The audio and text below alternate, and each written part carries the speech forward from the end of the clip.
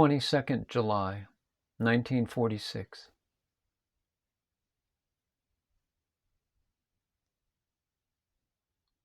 Anora Niyam, Mahatome Miham. An atom among atoms, and a giant among giants. This morning at 10:30, Santi Ramamurthy came with his wife, brother, and some friends. At that time, a devotee reading some book was saying to Bhagavan, "In this book, it is stated that we eat food and food eats us. How is that?" That we eat food is correct, but what is meant by saying that food eats us? Bhagavan was silent.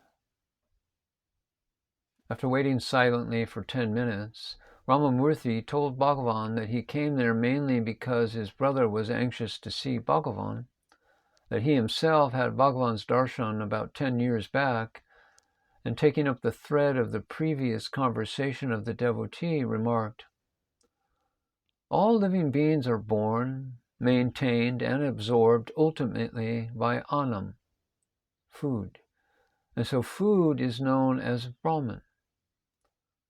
That Brahman is all-pervasive. All things are its images, and as that is known as Anam, it is stated that Anam eats us.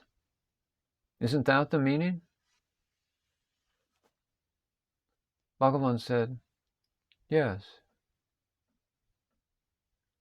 He told Bhagavan several things about science, and his brother also spoke about science and atom bombs and the like, all in English. I do not know English, brother, so I could not follow their conversation. But Bhagavan replied in Telugu. After hearing all that they were saying about science, Bhagavan said at last, "Certainly, but not one of these things is divorced from one's own self, is it?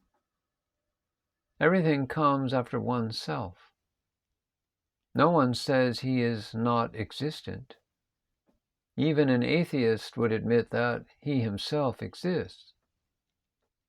So whatever comes must come from one's own self and must resolve into it ultimately. There is nothing separate from oneself, in accordance with the principle in the Shruti about the self being smaller than the smallest and bigger than the biggest."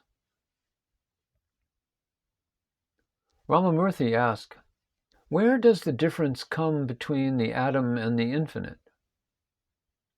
And Bhagavan said, "It comes from the body itself. But how is it that we see so many forces in the world?" And Bhagavan said, "The mind alone is the cause. It is the mind that makes you see so many different forces. When the mind is born, all else is also born.